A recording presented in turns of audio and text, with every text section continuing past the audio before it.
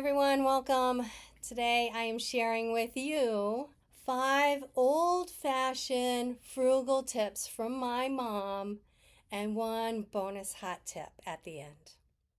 Now my mom was born in 1930, so she is part of the post-depression era, and she was a master of multipurpose, which means she would take one product and use it for many, many things. And that's how she stretched her money and got the most value out of all of her purchases, or made do with what she had. Now, I find myself in a similar position these days where I am trying to stretch what I have to live the best next chapter of my life in retirement. So if you want to find out more about these tips, my mom, and how to retire the good life, make sure you subscribe and follow along. Now, my first tip is about having a garden. And I think many people know that if you want to stretch your grocery bill, then one of the best ways to do it is to garden and preserve and can and build your pantry. Well, my mom had her own way of doing things, and they were old-fashioned, sometimes quirky or crazy, but I appreciate them more now than I ever have in my past. So my first tip, we always had a garden, and we grew tomatoes and cucumbers, and then eventually us as the kids were handed down the job of maintaining the garden every year. And she was smart enough to know that in order to keep us interested, we wanted to grow things that were slightly unusual, or maybe just not, for the pantry. And that was okay because it kept us busy and productive and outside. Now, we always had the vegetables, and nobody really complained when we started growing other things. We learned a lot about gardening, and it got us out of the house. So my mom could use that time to do other things like make dinner, or to clean the house, or to get my dad ready for work the next day. The television was off, nobody was complaining, and everybody was focused in doing something productive. Now, we had the freedom to grow whatever we wanted, within reason, I guess. But we grew pumpkins, we grew sunflowers, we tried to grow okra, and we were living in New England. We tried to grow peanuts. We tried to grow onions and scallions and whatever we could get our hands on, and my mom would buy for us, we would try to grow it. Now, tip number 2 is a true mom classic, and nothing went to waste out of our home. And for my mom, that included pickle juice. Now, I've talked about pickle juice before in one of my videos, and she used pickle juice in her macaroni salad and her potato salad, and she would chop up pickles and put them in there. But she never threw away pickle juice. And now, in modern times, because she was post-depression, most chefs or canners talk about a quickle. And that's exactly what my mom was doing. Now, she had some unique ways of doing things that I think are now quite trendy. And she was really into the quickle for our house. And we still do a quickle in our home today. Now, we're already going on to tip number 3. And don't forget that a hot tip is coming. This tip number 3, has to do with newspapers. We used to get a newspaper delivered every day, and every Sunday we had the big newspaper that came out. Now, newspapers are almost a thing of the past. I mean, some people get them delivered, but it's mostly like on a Wednesday and Sunday.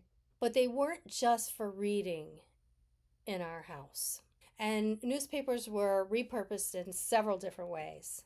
My mom would use them for window cleaning with a mixture of vinegar and water.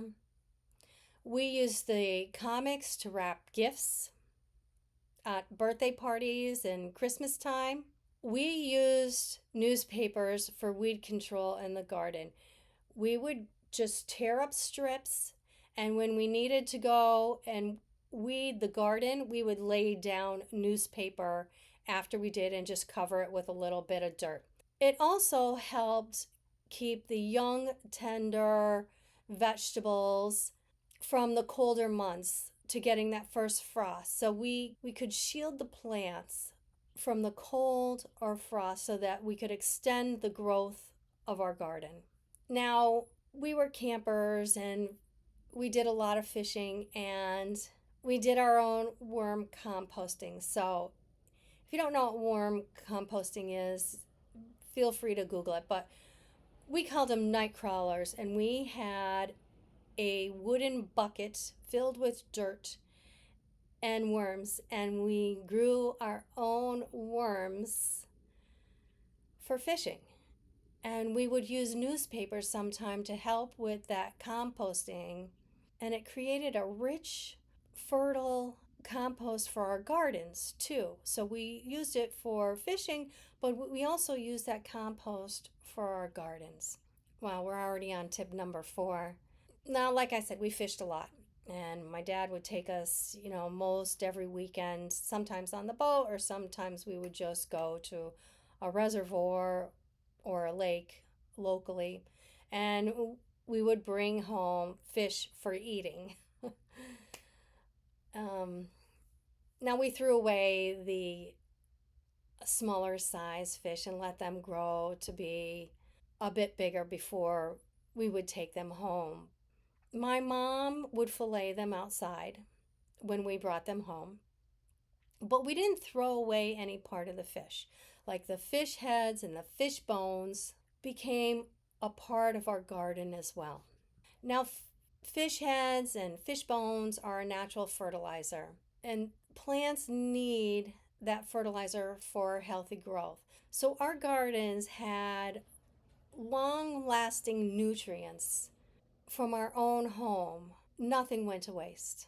Okay, this is the last tip before the hot tip, and that is bacon grease. Now, I think a lot of people know about bacon grease, and when you cook bacon, you keep the bacon grease, and you can use it to fry eggs. You can use it in beans and stews and many other recipes to just enhance the smokiness and flavor of a recipe.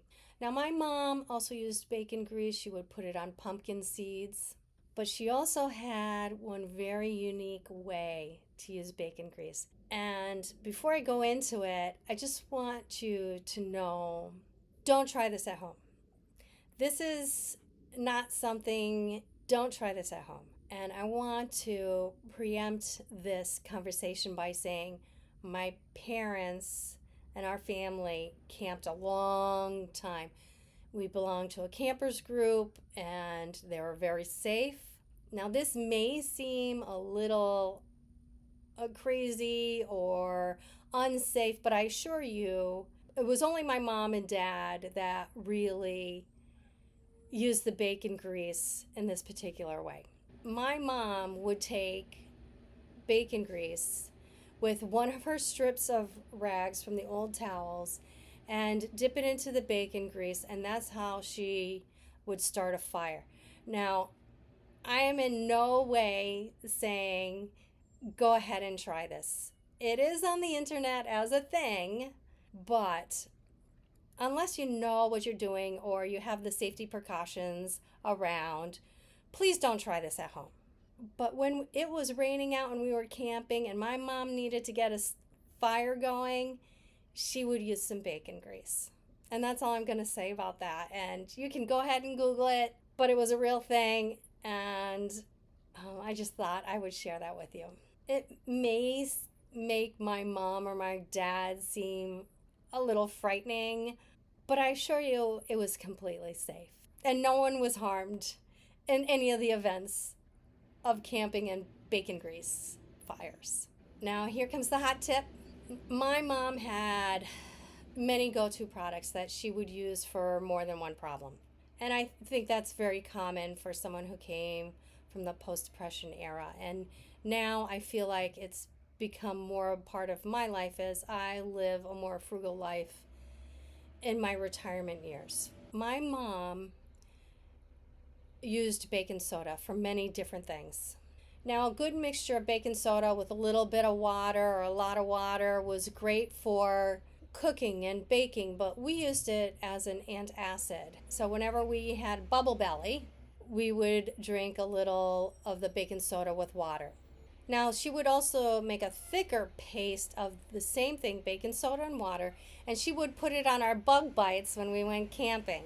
It was great for rashes and any itches that we ever had, and she would just go right to the cabinet and pull out the baking soda and add a little water and dab a little bit on us, and off we would go again.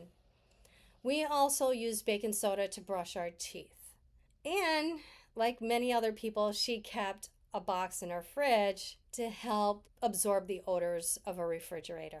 Now, I wanted to add this hot tip last because it brings us right back to the fire, to the campfire, and using bacon grease.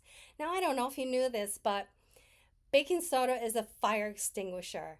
So if you are going to have a campfire with bacon grease or you have any fire in your home, reach for the baking soda, pour a bunch in your hand, and throw it right on that fire. Now that really is a hot tip. Now I hope you have enjoyed these tips and these experiences that I shared with my mom, and now I'm sharing them with you. So I hope you get something out of it, just like I'm getting more out of it now than I ever thought I would. Bye for now.